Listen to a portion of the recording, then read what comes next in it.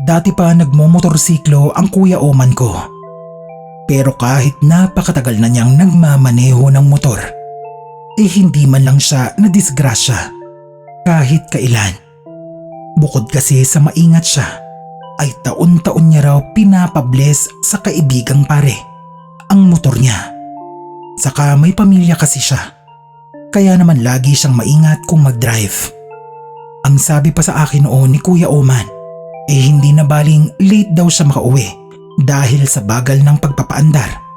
Ang importante daw ay makauwi siyang ligtas at buo sa kanyang pamilya. Itong kababalaghan na ibabahagi ko po ay personal na karanasan ng aking Kuya Oman. Lagi niya lang naikikwento sa amin kapag nagkikita-kita kaming magkakapatid, kaya gusto ko rin pong ibahagi.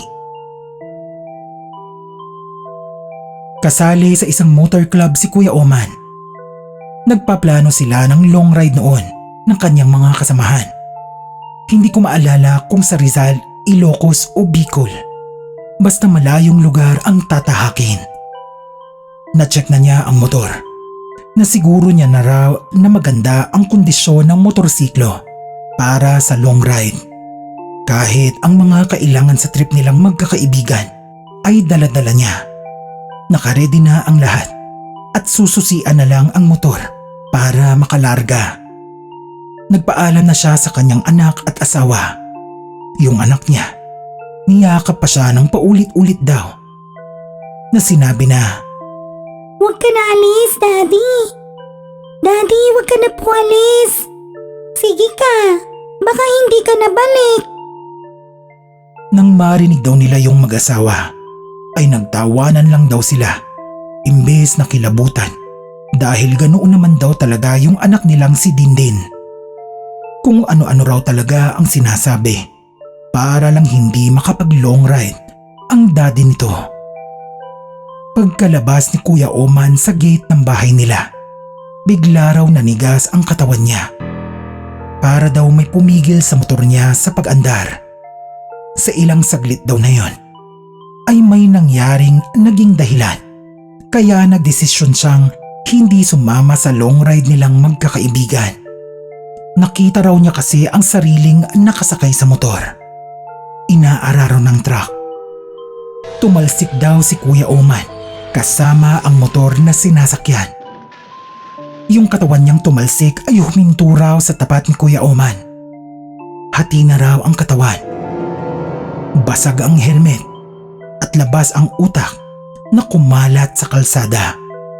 Gumapang daw ito patungo sa kinatatayuan ni Kuya Oman na noong time na yon naninigas na dahil sa takot. Bago raw mawala yung pangitain ni Kuya Oman ay sinabi pa raw sa kanya nung putol niyang katawan na huwag ka nang tumuloy. Nung bumalik daw si Kuya Oman sa ulirat ay kinusot-kusot niya pa ang mata. Wala na raw yung truck na sumagasa sa kanya. Wala na rin yung nahating katawan ni Kuya Oman. Kahit yung mga nakakalat na utak at dugo sa kalsada ay wala na rin. Kahit bakas man lang. Sa takot ni Kuya Oman sa nakita ay dali-dali raw siyang bumalik sa loob ng bahay nila. Nang tanungin siya ng asawa kung bakit, ay sinabi ni Kuya Oman ang nangyari. Hindi raw ma-imagine ang itsura niya habang kinikwento noon sa asawa. Pero feeling daw ni Kuya Oman, nanlaki ang mga mata niya at nanginginig ang katawan. Wala naman pong nangyaring masama doon sa mga kaibigan ni Kuya Oman na nag-long ride. Pero sabi ni Kuya Oman, nang magkita-kita ulit sila ng mga kaibigan, ay kinuwento daw ng mga ito na muntik na raw silang mahagip ng truck na nawala ng preno. Hanggang ngayon po ay todo ang pasasalamat ni Kuya Oman sa pangitain na yon. Kung pinilit niya raw kasing tumuloy noon, baka wala na siya ngayon dito sa mundong ibabaw.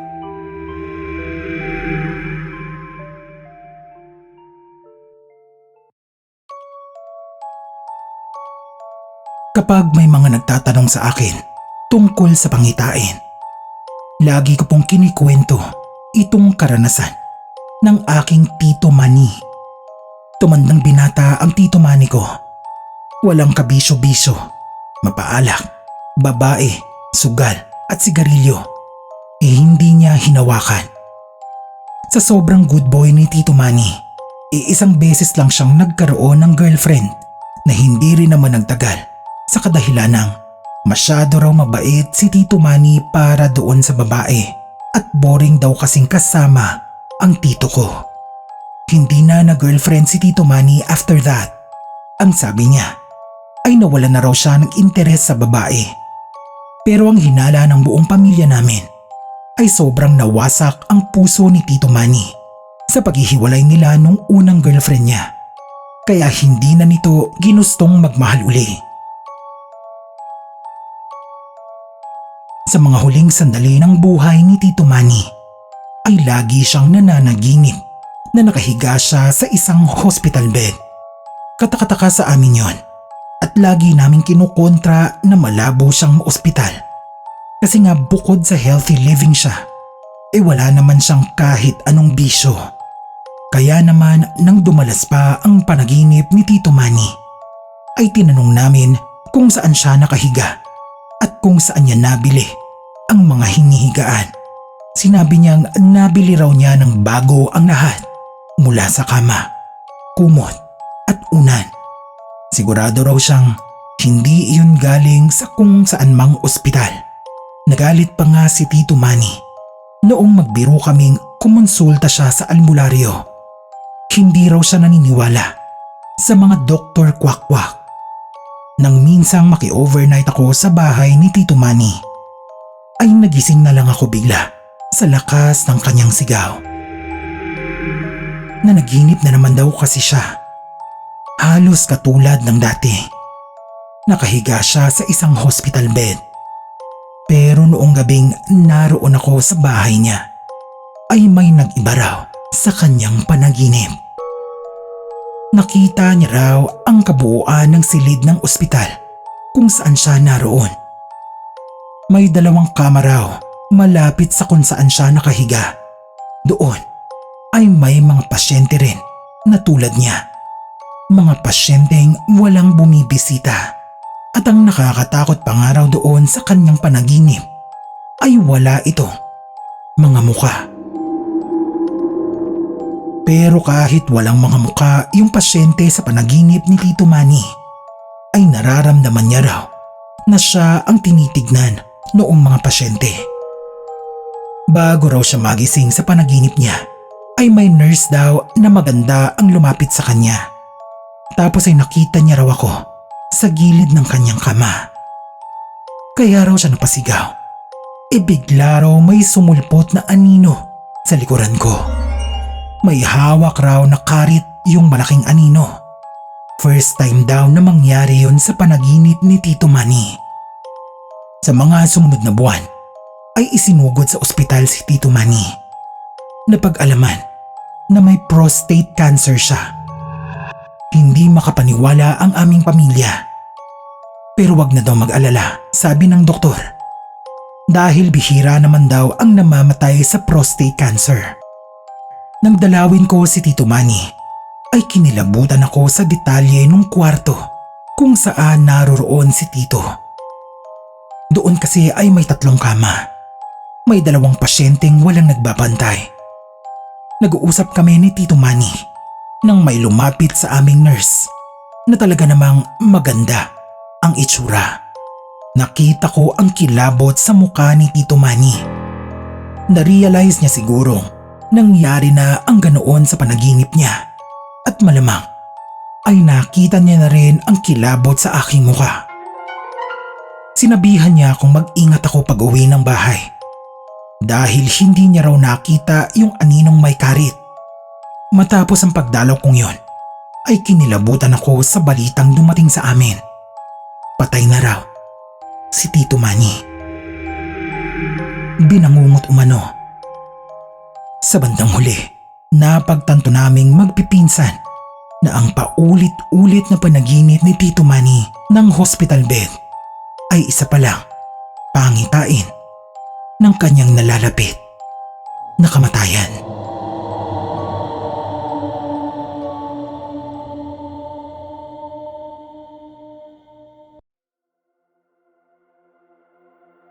Ako nga po pala si Rusty, taga Dueñas, 29 years old. Sa ngayon po ay nakatira ako sa aking tita Mercedes dito sa Maynila habang naghahanap ng trabaho. Wala pong kinalaman sa aswang itong kwentong ibabahagi ko. Ang kwento pong ito ay may kinalaman sa panaginip naming dalawa ng tatay ko. Mag-iisang taon na po siyang patay. Pero lagi ko pa rin pong napapanaginipan si tatay. Bago mamatay ang aking tatay Cielo, ay nahilig siyang maglakad-lakad sa gubat sa likod ng aming bahay sa Iloilo. Nangunguha siya minsan ng prutas o kaya naman mga tuyong kahoy na ginagamit pang gatong. Kahit sinasabi ko noon kay tatay na bumili na lang kami ng kalan para hindi na siya pumupunta sa gubat para maghanap ng panggatong, tinatanggihan niya lang ang alok ko. Hayaan ko na lang daw siya sa hilig niya. Paraan din daw niya yon ng pag-i-exercise para hindi siya nalulumbay na walang kasama sa bahay. Ilang taon na rin kasi ang lumipas mula nang mamatay ang nanay Minda. Ilang taon na kami na lang ang magkasama ni tatay. Sabi pa niya, sinasanay na rin daw niya ang sarili sa pag-alis ko. Alam kasi niyang pangarap ko talagang makapagtrabaho sa Maynila. Minsan, naikwento ni tatay na habang naglalakad sa likod ng bahay ay naranasan daw niyang habulin ng hindi nakikita. Alam niya raw na may humahabol sa kanya dahil nahahawi yung mga halaman at damo. Nakikita niya rin daw ang mga bakas ng talampakan noong humahabol sa kanya. Makalipas ang matagal-tagal na pagtakbo ni tatay doon sa hindi nakikita, ay bigla na lang daw itong tumitigil kapag malapit na siya sa bahay. Kapag nasigurado daw ni tatay na wala na yung humahabol sa kanya, ay binabalikan niya raw ang daanang tinakbuhan. Pero wala na raw yung mga bakas ng talampakan. Ilang beses din daw siyang hinabol noong hindi nakikitang yon. Nang mamatay ang tatay, ay madalas ko siyang mapanaginipan. Sa panaginip ko, ay naroon lang ako sa isang parte ng gubat, nagtatago sa likod ng mga puno. Para bang may hinihintay akong dumating. At kapag dumating na ang hinihintay ko, laging si tatay ang nakikita ko. Namumulot siya ng mga tuyong sanga at minsan naman ay may hawak na prutas. Sa panaginip ay lumalapit ako kay tatay. Pero nakikita ko ang takot sa mukha niya. Alam kong hindi niya ako nakikita, pero pinipilit kong magsalita. Tinatawag ko ang tatay ko ng paulit-ulit, pero hindi niya ako naririnig. Kaya naman susubukan kong mas lumapit. Pero kapag ginagawa ko yon, ay nagsisimula ng tumakbo ang tatay ko. Kaya naman hinahabol ko siya sa pag-asang maabutan ko. Pero napakabilis niyang tumakbo kahit sa panaginip. Sa panaginip ko ay lagi akong humihinto kapag nasa kubo na si tatay. Lagi ring natatapos ang panaginip ko sa pagbabalik ko sa gubat dahil hindi ko naabutan ang tatay Cielo ko. Sa maraming panaginip na yon ay hindi ko man lang naabutan ang tatay ko kahit kailan. Kung magkakonekta ba ang panaginip ko at ang paghabol ng hindi nakikita kay tatay Cielo ay hindi ko po alam. Gusto ko pong isipin na magkakonekta talaga. Parang ang sarap kasi na kahit sa panaginip lang ay muli kong naranasan na makipaglaro sa aking tatay. Pero naiisip ko rin, Sir Neb, na ang mga panaginip kong yon ay maaaring produkto lang ng aking lumbay sa kanyang pagkawala.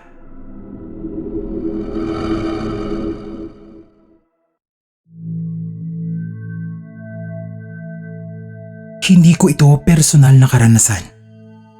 Pero isa po ito sa mga kwento ng kaibigang hindi ko na yata malilimutan. Nakatrabaho ko noon si Paco sa isang pabrika sa Valenzuela. Nang maikwento ko ang isang panaginip na talaga namang ikinatakot niya. Ang panaginip ay tungkol sa pagkalagas ng isa kong ipin. Dapat daw kapag ganun ay ikagat ko sa haligi ng bahay upang hindi mangyari ang kamatayan ng kamag-anak o mahal sa buhay. Masama raw kasing managinip ng pagkalagas ng ipin. Pagkasabi sa akin noon ni Paco ay sinimulan niya na ang kwento niya. Noong high school pa raw siya ay nanaginip din siya na may kinalaman sa ngipin. Hindi pa raw niya alam noon ang tungkol sa paniniwala na dapat kumagat sa haligi ng bahay. Kaya hindi raw napigilan ang naganap noong araw na yon. Katapusan na raw ng Abril noon nang magpasya ang mga magulang niya na magplano ng swimming kasama ang mga kamag-anak nila. Umarkila ang mga magulang niya ng jeep. Hindi naman kalakihan ang pamilya nila, kaya maluwag ang jeep para sa mga gamit. Pwede pa nga raw magsama ng kaibigan si Paco kung gugustuhin niya. Pero bago ang swimming nilang magkakamag-anak ay nanaginip si Paco.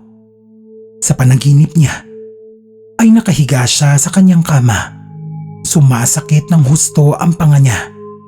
Kaya naman hinanap niya ang ngipin na pinagmumula ng sakit. Pinadaan niya ang dila sa mga ngipin. Ilang saglit lang ay naramdaman na niya ang pagkalagas ng mga ito. Minumog na niya ang mga nalagas ng ngipin na lumalangoy sa dugo. Sa panaginip niya ay iniluwa niya ang mga ngipin at sinalo ng dalawang kamay. Punong-puno ng dugo ang kamay niya.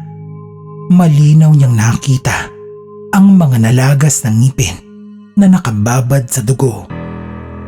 Maraming ngipin na hindi niya matandaan ang bilang. Wala siyang pinagsabihan ng panaginip. Pero nang magising siya ay kinapa agad ni Paco ang bibig para siguraduhin walang nalagas na mga ngipin. Nakahinga siya ng maluwag nang makapang kumpleto pa ang kanyang mga ngipin. Bumalik sa pagtulog si Paco. Nang magising siya, ay mayroon na siyang napakataas na lagnat. Kaya hindi siya nakasama sa swimming nilang magkakamag-anak. Gusto raw magpaiwan noon ng nanay niya para sana alagaan siya. Pero tumanggi si Paco. Bukod daw kasi sa nahihiya siya sa kanyang nanay, malaki naman na siya para alagaan ang sarili. Saka matagal na rin daw kasing hindi nakakapaggala ang nanay niya, kaya naawa siyang hindi pasamahin. Sa bandang huli ay natuloy pa rin ang swimming ng magkakamag-anak. Naiwan si Paco na inaapoy ng lagnat. Itinulog niya ang buong maghapon. Kinagabihan, nang magising siya, ay sunod-sunod na text at napakaraming missed calls ang nakita niya sa screen ng cellphone.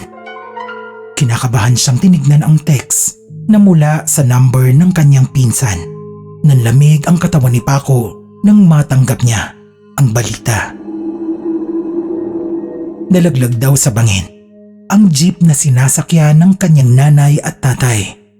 Marami daw ang namatay at 3 lang ang nakaligtas. Isa doon ay ang pinsan ni Paco na nagpadala sa kanya ng text at ang 2 nitong kaibigang isinama. Umiiyak na ikinwento sa akin yun ni Paco, Sir Nep. Kung alam lang daw sana niya ang gagawin noong nanaginip siya ng pagkalagas ng kanyang mga ngipin, ay baka nakaligtas daw sa kamatayan ang kanyang mga magulang at kamag-anak. Dala-dala pa rin daw ni Paco ang trauma sa nangyari sa mga magulang niya. Kaya naman kapag may mga kaibigan siyang nagkikwento ng panaginip tungkol sa pagkalagas ng ngipin, ay kinikwento niya raw ang trahedyang sinapit ng pamilya at ang panaginip niya noon.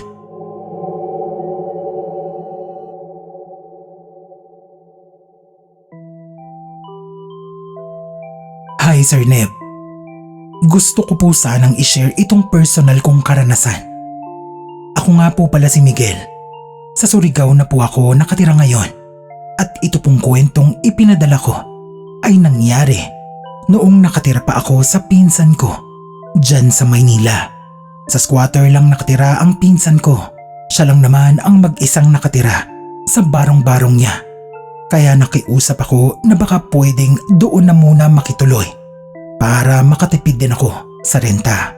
Nang hihinayang kasi akong kumuha ng kwartong mauupahan.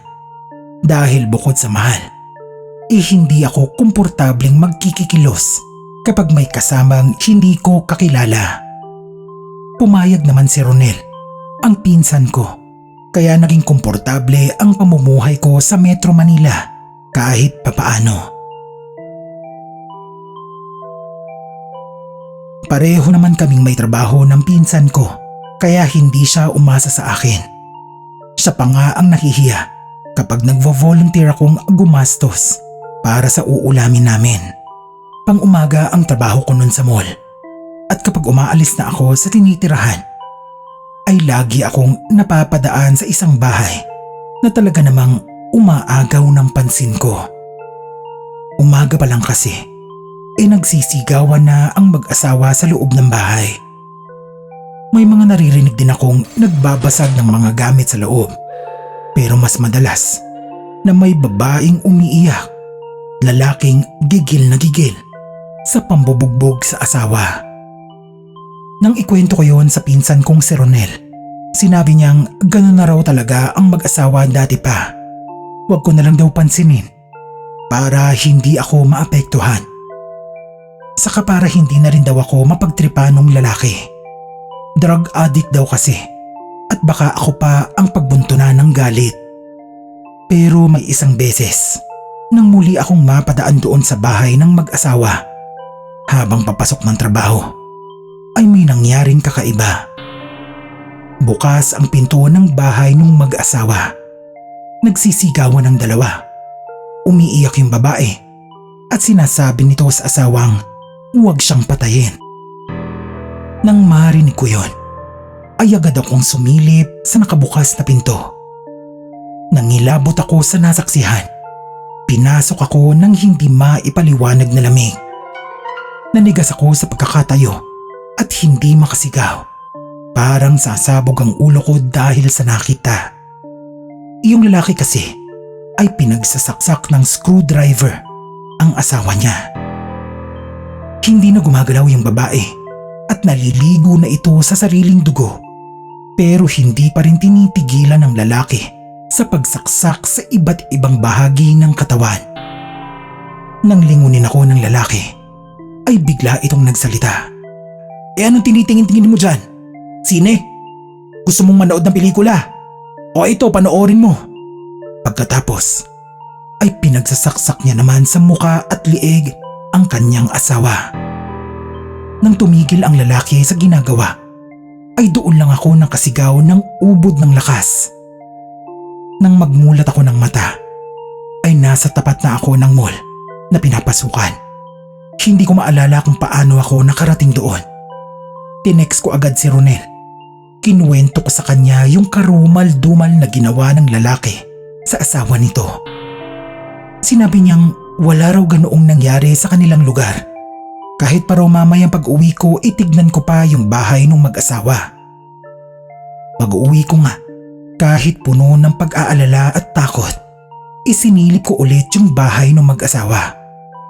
Nakarinig ako ng ingay na may nagtatalo pa rin sa loob. Ganoon din ang ginawa ko sa mga sumunod pang umaga. Parang naging trabaho ko na nga ang pagmamanman sa bahay tuwing umaalis papasok ng trabaho at pagka-uwi mula dito. Hindi naman nangyari yung kinatatakutan ko. Away lang palagi ang naririnig doon sa mag-asawa. Away na nagkakapisikalan minsan pero hindi naman nagkakasaksakan. Kahit nag-resign na ako noon sa trabaho at wala na ako sa Metro Manila, ay kinukumusta ko pa rin si Ronel, pati yung bahay ng mag-asawa. Ang huling kwento sa akin ni Ronel ay may pagkakataon daw na sinubukang saksakin ng lalaki ng kutsilyo ang asawa nito. Pero mabilis daw na nakatakbo yung babae. Sa ngayon, ay wala na si Ronel doon sa squatters area. Ang huling balita niya doon sa mag-asawa ay naghiwalay na raw ang dalawa. Pinaghiwalay ng tadhana. Nakulong kasi ang babae dahil sa pagtutulak ng droga at napatay ang lalaki ng mga pulis.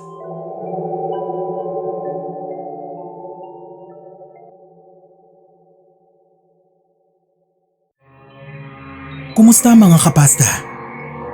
Ako po si Kay ng Scream PH, ang inyong narrator para sa episode na to. Iniimbitahan ko po kayo na bumisita rin sa channel ng Scream PH. Maraming salamat po.